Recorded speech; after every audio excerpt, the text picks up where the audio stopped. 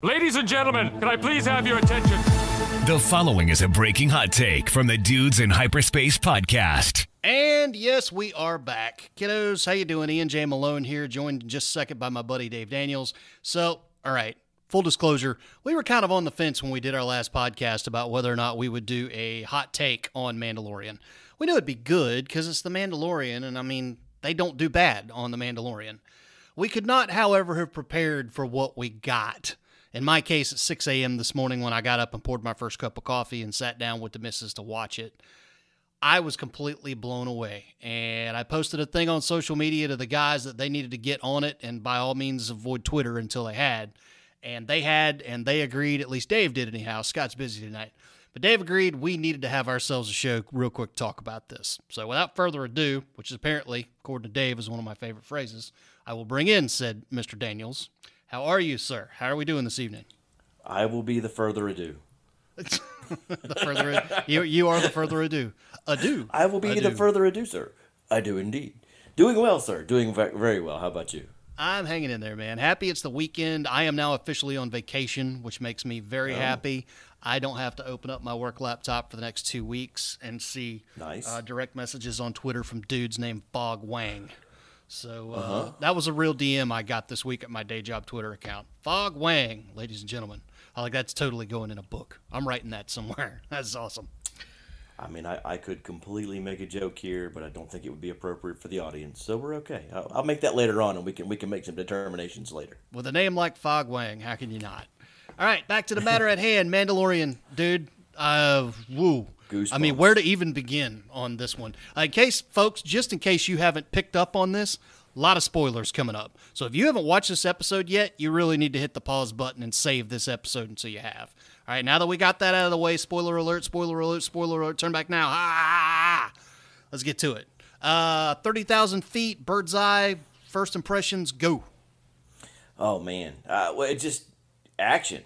When they go in, they hit it, and it's just bam. Like, here's the plan. We're going to it. I looked, and they just gotten to the ship, and I'm like, there's like 40 minutes of this left, and this is going to be action-packed, sir. Yeah. And it was. It did not disappoint whatsoever. It was just balls to the wall, straight to it. Loved every minute of that. It was amazing. It really was. I better than expected, and I don't know how many times we can say that about The Mandalorian. Yeah. Better than expected. I am doffing the cap to Favreau and Filoni on this one. I'm gonna kind of dovetail right off of that, and I just want to say thanks to Jon Favreau and Dave Filoni, if you gentlemen are listening, to thank you for giving me back Star Wars. All right, what happened in this episode, I've waited 30 years to see. All right, and I thought that I was going to get it in the sequel trilogy, and they completely crapped all over it. And by it, I'm talking about Luke Skywalker, people. All right. That scene at the end of this episode when he shows up wielding that lightsaber, we've waited since, what was 83, 84 Return of the Jedi? We have waited to see that. And they screwed us in the sequel trilogy by giving us what we got, which was a crotchety old fart that wasn't Luke Skywalker. I get it that it served their story to tell it that way. I just didn't like that story. You know, to borrow a line from our good friend Nick Maley, who came on the show, former creature creator from Empire Strikes Back, we want to see our heroes be heroic. We waited 30 years to see Luke Skywalker in full form, at full power, as a full-blown Jedi Knight. We finally got it in The Mandalorian Chapter 16, The Rescue, and I could not be happier about it. This, for me, was like watching in the hallway scene from Rogue One. Oh, yeah, and they channeled the crap out of that, too. It was all over social media. Absolutely. Everybody picked up on that. But it was that moment of, you knew they were good. You saw what happened in the prequels and what the Jedi were, and then you saw what Luke became. Just amazing. It really was. The line that killed me in that was, "Oh, one X-wing, we're saved." Yeah, and it was like, all right, there it is. When did you know it was him? When did you know it was him? When did I know it was him? Yeah, when did you know it was him? You and I discussed this a little bit earlier. We talked about I had the timeline a little off on that part of it, and I didn't know what they were trying to pull. And then I looked at it, and it wasn't until he pulled back the hood that I was like, okay, well that is definitely that's a Skywalker right there. Yeah, I had my suspicions from one X-wing, only because they established in the sequel trilogy that he still had his X-wing laying around, buried in a swamp, but because that's not familiar. But but he still had his original Rogue 5, Red 5, whatever it was, X-wing. And so when I saw one X-wing, I was like, nah, probably not. They've given us X-wings in this show before. Not sure what that is. Then you saw the person in the cowl, and I was like, okay, all right, now we're getting somewhere. So not an X-wing pilot. Then you saw the green lightsaber, and I was like, Ezra Bridger had a green lightsaber the last time we saw him in Star Wars Rebels. He certainly moved like this, fought like this. At what point what are we doing here? And then when I got it, just before he pulled back the hood, you saw that one hand was bare and one hand had a black glove. I was like, it's money, baby. It's money. So, and then he pulls back the hood. They've got the CGI de-aged Mark Hamill, a la like they did with Carrie Fisher and Tarkin, Grand Moff Tarkin in Rogue One, and it was perfect. It was like I said from the top, man. It was everything I wanted Luke Skywalker at this stage in his life to be. Not pansy waist Luke from New Hope, not the Luke with training wheels in Empire Strikes Back, not even the Luke who faced off against Vader on Death Star 2. I wanted the guy who spent the last 5 years honing his skills, getting deeper and stronger into the Force, and to see what that looked like. And you nailed it when you said the Vader hallway scene. We all walked out of the theater going, that is Darth freaking Vader in his prime. That's what he looks like. That is what we got from Luke Skywalker in this scene on Mandalorian. So, going to be interesting to see what they do with that moving forward. What odds 1 to 10. Okay, 10 being it's going to happen, 1 being probably never again. What do you rate the odds that he comes back or that they do more with that character? I don't think they will. Okay. I think that they're going to move in a different way with that storyline.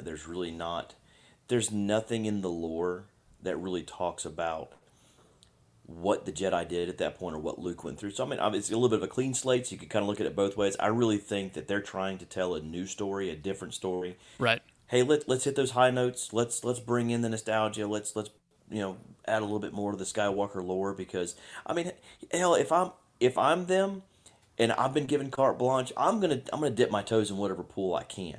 Just because, one, they just tell a fantastic story, and two, you get to tell a Luke Skywalker story. You get to be part of the Skywalker saga, so, hey, why not? But you also want to forge your own path, and quite honestly, they have done a very good job of forging their path, telling their story, hitting enough of those nostalgia notes to really feed us what we want, give us a little more, and keep us wanting more.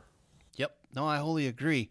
So kind of spinning off of that a little bit away from Luke Skywalker, let's get back to what has really kind of been, the main thrust of the show, which is the quest to get Baby Yoda to the Jedi. We've done that now, which kind of begs the question, what is going to become of Baby Yoda? All right. Clearly we are moving toward the reclamation of Mandalore. All right. That is what we are obviously on a collision course to get. Is we're going back to Mandalore and, we're going to find out what becomes of the Mandalorian people. But Baby Yoda, they don't call it the Baby Yoda show for nothing. He's now off, going to be trained with none other than Luke Skywalker himself. It's going to be interesting to see how they handle that. I don't foresee a scenario whereby Baby Yoda's just off the show and, okay, we've wrapped up that arc and now we're going to concentrate solely on Mando and call it a day. I guess they could go that route. But I don't know that they can. I also don't know that they can. Listen, we all know from Last Jedi what became of Luke Skywalker's Jedi Order. So now to some degree you're going to have to explain to the fans was Grogu there? All right, was he a part of that? Or was Grogu the student that maybe convinces Luke to then launch the Jedi Order, try and resurrect the Jedi Order, at which case, he wouldn't have necessarily been a part of that class. So that's kind of how one way they could write him off into a happy ending without having him, fall to Ben Solo. Does that make sense? Well, absolutely. And if you look at what they went through in that last trilogy where they talked about that, it's an older Skywalker, it's an older Luke that his students, that happened with his students. So I think there's always wiggle room. And hell, it's TV. You can do anything you want. Sure. I don't think it's going to be the last we see of Grogu, the Baby Yoda. I think we're going to see him again at some point, because you have to go back and again hit those high notes and get a little bit of that. You're creating your own nostalgia with that character that's been a boondoggle for them for the last 2 years. Sure. They'll go back and hit it again. Other things happening in this episode. Mandalore. Now we got a little... Actually, let me backtrack before I lead into that. We've got a little bit of a retcon to discuss here, okay? Mandalorian makes it clear that one Mandalorian can't just hand over the Darksaber to another. It's got to be earned in combat. That's a little bit of a retcon from Rebels, because Sabine handed over the Darksaber to Bo-Katan in that, so that she could become the leader and unite the people. So that's a little bit of a twist, but that's where we are now. Okay, we're at now. That's the new rule, so we'll go ahead and play by that. Going to be interesting to see how they rectify that. Clearly she is not prepared to take that from him on handout. She's not going to accept the whole I yield thing. They're going to have to square that somehow, or the series could just end with him on the throne of Mandalore. I mean, who knows? But what do you want to see out of that? You got any inklings of how would you write it? What it is that you as a fan would like to see? What's to become a Mandalore? I think that they're going to go back. That's going to be the next season we get into is them working together. But you're also going to see that internal tension of her wanting to get the Darksaber back. Just all of that going through, and I think that's going to be a great storyline. I think the way that they write it, they're going to still have to do some of these one-off episodes. I really think that what you're going to see is that next step going through of just the Mandalore, just the Mandalorians pushing forward, trying to take back their home planet, bringing in more, and trying to figure out the Darksaber part of it. How are the two of them going to work together, live together when he obviously does not want the thing, but obviously also isn't going to just lay down and take a whooping to give it over, and she's going to want it. I'm really looking forward to it. I will say one thing that I thought, I don't want to say it was weak, but I was just kind of like, all right, I get it. These are your bad guys. The Dark Troopers did not do much for me. Natalie loved them. Like, my wife thought they were the coolest thing ever. I was just kind of like, this reminds me of Iron Man 2. Or maybe it was 3. I don't remember. Well, you got the drones, the armored drones flying around everywhere, and could have been 4. That's it. Could have been 4. Who knows? Maybe, I don't know. Maybe even 5. They kind of reminded me of like Iron Man meets the Terminator. I'm like, all right, yeah, super drones. We've seen these. They were cool looking. Don't get me wrong. They were very freaking cool looking. But I'm glad they didn't spend a whole lot of time trying to really juice up the Dark Troopers as this massive threat. They rolled them out. Hey, they're badass looking. They're obviously tough. Now we're done with them. Let's move along. I'm glad that didn't stick around any longer than it did. Something else that happened in this episode, and it was very subtle, but I love the potential for what it could mean moving forward. Can we just agree that Boba Fett is cooler now than he has ever been before? All right. I mean, absolutely. Yeah. Seeing him in the show in and of itself was just a cool thing. But what they've done with him while he's been on has been awesome. And one thing that I took away from this, particularly when you go back and you watch the post-credit scene, which, obviously if you're listening to this, you've seen it. Hopefully. I love the fact that they have made him almost like a pariah to his own people. It was clear when he walked into the bar that the Mandalorians wanted nothing to do with him. You're not real. You're just a clone. You have no place here. You need to get out. Boba Fett's Boba Fett. He doesn't answer to anybody. And by way of the fact that he goes back to Jabba's palace in the post-credit scene, mows down the competition, sits down on the throne while his sidekick there has a glug off the jug. you get the tease that he's going to have something. We don't know if it's going to be a full-blown series or just a mini-series to lead into Mando Season 3. I love what they did with that character. The fact that he's like the ultimate Ronin now. Like, he's that samurai with no people and no cause. He just goes and does whatever it is that, frankly, he wants to do. And it's clear now that he's going to be a power player in kind of the underworld, taking over Jabba's regime. I don't know, man. I think it makes for some really cool stories. It's Boba Fett with a Ronin storyline, and that's awesome. Well, when you look at what they did, obviously coming out of the original trilogy, there wasn't a whole lot of backstory on him anyway. So they created a little in the prequels. You got to see kind of where he came from, but you still had a guy that you hadn't heard a whole lot from. So when you give them good writing, you give them good dialogue. I mean, what did we hear him say? 3 words in the original trilogy? Something like that, yeah. Two words? Yeah, it wasn't much. He's worth more to me dead. Yeah. So as you go through, I think he had like 2 minutes of screen time, but he's one of the most popular characters of all time in Star Wars. And you get the chance to build that story around him, and you have people, and this is the key part, and this is something that they need to keep with, because this is the only thing that works. When you have people that tell good stories, you'll have people that talk good about it and actually want to watch what you have going on for something other than the fact that it just happens to be a Star Wars story and they want to see what happens with it. Yeah, no, I wholly agree. I'm really excited to see what Book of Boba Fett looks like. I always thought Fett was cool, but admittedly, I never got the like almost cult-like following behind that character. I thought he was neat for reasons you just laid out, but he was never a guy that I need a Boba Fett movie. He's a bounty hunter. I mean, that's okay. That's his place. That's what he does. What they've done with him now, and some of that they derive from Clone Wars, obviously, because you get a younger Boba Fett then. But what they've done with him now, having Tamura Morrison back, it's just I can't wait to see what they do with that. So. Anywho, looking forward, clearly we've got the return to Mandalore in the works. I'm really interested to see how that's going to play out. The dynamic between Din Djarin and Bo-Katan, who's going to lead, who's going to stand aside, that's there to look forward to. What's going to become of Baby Yoda? That's going to be fun to keep an eye on. The continued resurrection of the Empire. That's clearly what's happening here.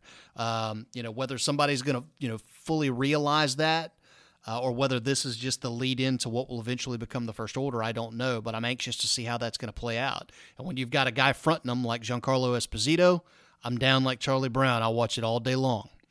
I think looking ahead into Season 3 and beyond, looking at some of the potential stories that they're going to unfold with Rangers of the New Republic, and then Ahsoka Tano. It's been confirmed that both of those shows are going to be set at the same time as Mandalorian, so they will be able to coexist. It's just an exciting time to be a Star Wars fan, dude. I'm so happy about that too. Finally. Because the sequel trilogy just left me in such a bleh. But they have circled the wagons with style, man, and it's a thrill to watch. I mean, I can't get over the Luke Skywalker reveal, man. I mean, dude, my favorite color is green. Because of that damn lightsaber. I kid you not. When I was a kid living in, Podunk, Mayo, Florida in, I guess it was 1984, 85, went to the toy store in Oaks Mall in Gainesville, and they had the lightsabers in the little stand that you could buy. And this is long before you've got lightsabers that make noises and light up. Like, it's just a crappy plastic tube that had like a vent thing on the end, so it like makes noises with air flowing through it. That was how you got the noise. And then you had the hilt that was all tricked out with stickers and stuff to make it look like an actual lightsaber. I could not wait to buy a green one. Like, I couldn't wait. And I had that thing all the way through college until, like an idiot, I pawned it off to a freaking comic shop there in Tallahassee for some extra cash. But, green is my favorite color because of that lightsaber. And, trivial as it is, one of the things that I hated about the sequel trilogy was you never really got to see it. Like, you got it in the one flashback with Ben Solo, and that was it. And he was carrying the Vader Anakin saber the entire time. And I always thought that was a miss. And I finally got it again. So, like, I know I'm rambling here, man, but it's fresh. I just saw it. Yeah, I mean, I'm just geeking out over it, man. as a writer, as a fan, like, I just couldn't be happier with what I got. I really couldn't. I'm smiling from ear to ear on the other side of this microphone, both for what I saw and for what is yet to come. And I can't say it any more succinctly than that. Best part of that so far has been, I mean, it's been well documented that Mark Hamill wasn't really happy with the last three movies and where they took his character. The best part of it, though, is today on Twitter about 4 hours ago, so you're looking at about 2 o'clock, 3 o'clock in the afternoon Eastern time, the day that the Mandalorian came out. Right. One simple phrase from Mark Hamill on his Twitter account. Anybody see anything good on TV lately? Yeah. Yeah, no, I would imagine he's probably smiling from ear to ear too. Again, man, that's the Luke Skywalker we all wanted to see. You know, the hero. That's who Luke Skywalker is. And it's why Last Jedi was such a bitter pill to swallow for so many of us. You know, anyway, we're not going to relitigate that now. I'm happy with what I got. Again, my hat is off to Filoni and Favreau. You guys are the freaking men. Money, baby, your money. So money you don't even know it. That's right, man. So, alrighty. Oh, one last thing I did want to mention. Nice little scene there at the end with Din Djarin and Baby Yoda. When he has them take off the helmet and they just kind of look at each other for a second. It's a freaking puppet, y'all. And you still sat there and were just like, that's so awesome. I love these guys. It's so cool. Oh, we forgot the one cameo that really sold everything on that. What was that? R2-D2. Oh, yeah. Yeah. If there was any doubt that was Luke Skywalker, then that was pretty well to tell. It's actually, a lot of people are kind of theorizing that maybe that is not the first time that they've seen each other. Clearly, Grogu and R2 were very happy to see one another. R2 really starts chirping out and whatnot. And you will remember that Ahsoka said he was rescued from the temple. Grogu was. Somebody got him away from the temple when Order 66 was given. So fan theories are abounding right now that it was R2 that got him out. And so when they saw each other again, that's why you had that immediate recognition. So don't know. That's all theory, speculation at this point, but still fun to talk about. Oh, absolutely. Well, and that was the thing for me. You know, they went through and they talked about, testing his blood, and all we wanted was his blood. You can have him, no problem. My assumption at that point when I saw Luke was that maybe this is a clone, because he was wearing all black. Typically, that's not a good sign, although obviously it was from Return of the Jedi. Right. But it was wearing all black, going through. It was one of those deals where it's like, okay, is it a clone? Is it not? Is it something else? Is it something that's been created and trying to keep him through? And then when R2 popped, I was like, okay, well, that's definitely going to be him, right? That's our crew. And I'm glad they went particularly if you're never gonna see him again. If this was a one-off deal, I'm really glad they did it the way that they did. You bring in a body double to do all of the work, and then you put the de-aged face on there, and that's that. That was cool. It really did bring everything full circle, and just it felt like Star Wars, man. And that is really the biggest compliment I can give to it. So much of this stuff over the years, whether it's the sequel trilogy, particularly the sequel trilogy, I've often likened the sequel trilogy to a tribute band. All right. When you can't afford the $100 tickets to go down to the arena to see, AC/DC or Led Zeppelin or whomever, Metallica, pick your iconic rock band, you pay the $8 and you go down to Lincoln Theater in Raleigh and you catch Ride the Lightning, and they're not the same. They miss some notes, and, dude kind of sounds like Hetfield. Not quite, but he's in the ballpark. But, you drink enough beers, it sounds cool, you think about better days, and you're happy for your $8. That's kind of what I felt like with the sequel trilogy. There was, particularly aesthetically, it looked a lot like Star Wars. And even Nick Maley agreed on that. They looked like Star Wars films. And that's a credit to J.J. Abrams, particularly. But story-wise is where they really just fell kind of short. Like, it kind of feels familiar, but it's just not quite to the standard that I'm accustomed to. Kind of felt like a tribute band. This is not. This feels like I went back to the arena and I caught the real damn show. And that makes me very happy. Absolutely. All righty. Well, on that note, guys, thanks as always for tuning in to the Dudes in Hyperspace podcast. If you want to know more about us, you know where you can do it. We're online at dudesinhyperspace.com. Feel free to go there, check it out, buy some merch, maybe even become a sponsor. You can also find us on social media, on Facebook and Twitter via the Facebook group, so go check those out. And if you got questions for us, you know we love to hear from you guys at dudesinhyperspace@gmail.com. There's also a contact form there on the website if you just want to use that and knock it out. That comes to our mailbox too. So, we say it after every show. If you love the show, go rate it wherever you're at. Apple Podcasts, Google Podcasts, Stitcher. If you'll let you leave 5 stars in a review, we really appreciate it. Thanks as always to our sponsors, IJMBooks.com, Character Charge Sci-Fi with a shot of rock and roll. Rumor has it those folks really know what they're doing for sci-fi books, so go check them out. And I think that's pretty well all I got, man. So you guys, Merry Christmas, Happy New Year's, Brother Daniels. I will be seeing you in about a week and a half, and we will talk about all this stuff live and in person. Yes, sir. And may the force be with you all. Amen to that. Good night, everybody. See ya.